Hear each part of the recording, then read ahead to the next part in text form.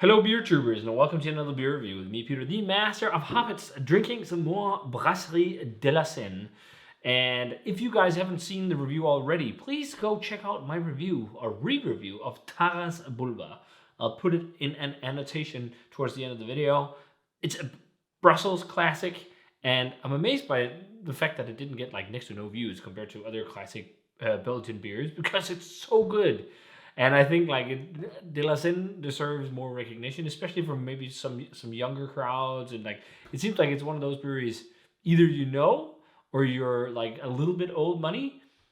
But it's not. It doesn't seem like a brewery like a lot of the like people new into craft beer seem to be all about. A lot of them want all these really crazy over the top hazy beers or super fruited sours and whatnot. Like I guess they're a bit more approachable and they're not that beer like, but some of the classic stuff is just so good. And Taras is one of the beers that's like, it's like when it's on tap in Brussels, it's a 95. You need to drink it, okay? But they make amazing beers. I was fortunate enough myself to go to the brewery. I've even done a quick on the road video from there when I was there this summer. And we got a beer from them to try. I'm really stoked on trying. I got this from my boss a long time ago. I just haven't drunk it yet. But this is so thanks a ton to Frederick for the beer. This is a bottle of the Brasserie de la Senne Saison de la Senne. And I think we should try and make a clickbait title with this one, just to get some more people's attention, because Brasserie de la Senne needs more attention, especially from a Danish crowd, so we can get more than Taras Bulba in Denmark. Like, it's really hard to get anything but Taras Bulba, because that's the only thing that really sells, as far as I know, from the importer of the beer. But Saison de la Senne is not just any old Saison from Brasserie de la Senne. It's a mixed fermentation Saison that's aged in oak barrels for 9 months. And it's got a portion of old Cantillon Lambic blended into it as well. So it's a hybrid between Lambic and a traditional Belgian Saison. But this is, brewed with some really cool grains as well. It's got barley malt, it's got malted spelt, malted rye, and then it also has the lambic. So I guess it somewhat also has wheat. Isn't there sometimes white wheat or raw white wheat in lambic?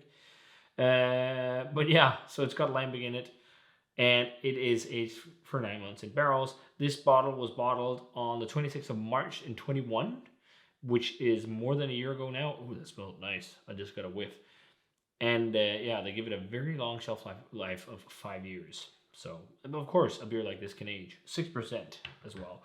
I think the first batch was only like 4 point something, which is crazy. But yeah, let's check this one out. I'm really stoked on this. So yeah, I've had it before. I really enjoyed it, but let's do a proper review. It looks very nice in the glass. It looks like a modern beer, pretty much. It's very hazy. It's bright. It's golden yellow. It's got a white head.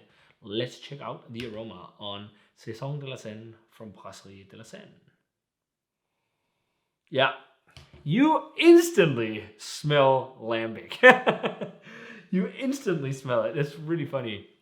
So being at Cantillon and drinking their just young lambic though, from the wooden barrel, as you do, with a lot of these producers, you get the nuances of that, like really heavily oaky, funky, stone fruity beer. Because this has loads of like stone fruit characteristics. But yeah, it's not crazily over the top funky. It's not as funky as straight lambic. It's more like well balanced, so to speak. There's like a slight tart snappiness to it, like snappy lemony aroma, or almost like a mix of underripe stone fruits and ripe stone fruits, because it's both like slightly juicy and slightly like tart. If you've ever bitten into like a peach that's not ripe yet, and it's like biting into an apple almost, because it's crunchy. There's lots of oaky woodiness. I'm getting somewhat of an interesting hop character. It's grassy. It's like grassy, leafy, peppery. And maybe it's just a mix with the funk, but there's some interesting like fruity, stone fruity, citric, like orange marmalade or something. I think orange marmalade, actually.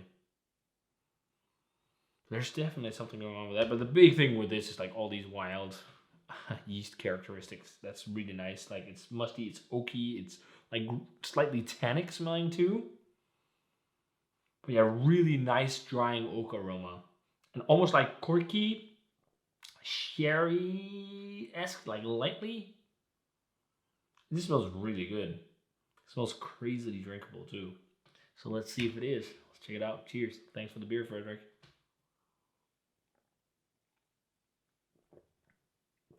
Oh, that's really refreshing. That's something you can pultek.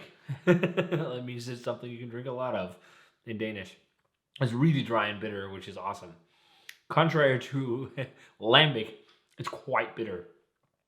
I think I got this, it must be almost like a year ago now, because it was when I just started the brewery. It's been in the cellar for quite a while. I don't know why I left it for so long. I think this is a beer that, just judging by this, is probably also really great fresh, just because it has a pretty intense hop character. It's almost like Taras Bulba light or something. It's not as crazy peppery like Noble Hoppy. There is definitely some, and it's sitting on the back end. It's like leafy, nettly, spicy, almost soapy, like classic Noble Hop flavor that digs into your palate. But up front is like really vibrantly stone fruity and citric. Also lightly sweet. There's like a sweet, yeah, like a sweet orange marmalade. Almost like a touch to, like some of the marmalades you can get. Like you can get some that are quite tart, or you can get some that are like really sweet. Like depending on the sugar levels. It tastes a bit like one of the sweeter ones, but the bitterness and dryness just cuts the sweetness. It's like initially there's a burst of sweetness, and then it's like, and then it just dries out like crazy. My mouth is really oaky and dry right now, and you can feel the bitterness from the hops digging in as well.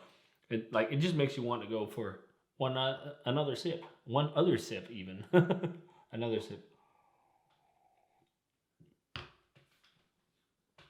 Oh, that's really good. That's really good. I really think this will age marvelously. Because it's so funky. It's really nice.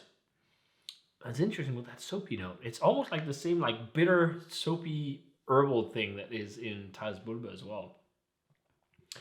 In terms of the grain profile, I'm definitely picking up on rye. I think that accentuates all the spiciness in there. Like it's a spicy, more maltiness. But it's not as spicy as it's not like the same as the hops, but it's just, it seems like there's like a grainy spiciness to it, if you can say it like that. And spelt in flavor is very similar to wheat. It's also just a bit more rustic in flavor, but I think the spelt really helps give this fluffiness to the beer. It's really fluffy. It really fills the mouth. It's almost like chewing on clouds, if you can say it like that. It just fills your mouth, which is really nice. Which is, of course, also the high carbonation. But yeah, really nice. Stone fruity, musty funkiness. The big fruitiness is definitely like orange marmalade, and then like stone fruit, both fresh and overripe. And then like this really nice citric, lemony, really pithy lemony flavor. Or just pithy orange. Even borderline like yellow grapefruit or something like that. But yeah, this is awesome. I mean, it's around that 93, 94 territory as I think Taras Bulba. It's close. Like, again, it depends on the bottle. And I think it's the same with Taras Bulba. This is the second time I have it. I think it's a little less hoppy now, which makes sense because it's been a year since I tried it last. But yeah, it's a beer that'll be really fun to see what happens to it when it ages, because I'm sure it'll be more more funky, but I'm also sure the bitterness will still stick around, because that's not something that's going to go away. But it's a pleasant bitterness. I like it. Really fucking great. Like, if you love Lambic, you need to drink this. A great pairing or mix of Saison and Lambic. And also, like, acidity is perfect. Like, it's super light. And it's a slight lactic / vinegar acidity, but it's perfectly balanced with everything in the beer, which is really nice. But yeah, fantastic stuff. So yeah, if you guys had a chance to try Saison de la Senne from Brasserie de la Senne, let me know what you thought of it. Thanks a ton to Freddie for the beer. Finally cracked it. About damn time. So if you guys had this one, let me know what you thought of it. As always, remember to comment, subscribe, check out the Facebook fan page and Twitter and Instagram. Give this video a thumbs up if you enjoyed it. Ring the bell for future notifications about the beers. And I want to say cheers. I'll see you guys in another beer review.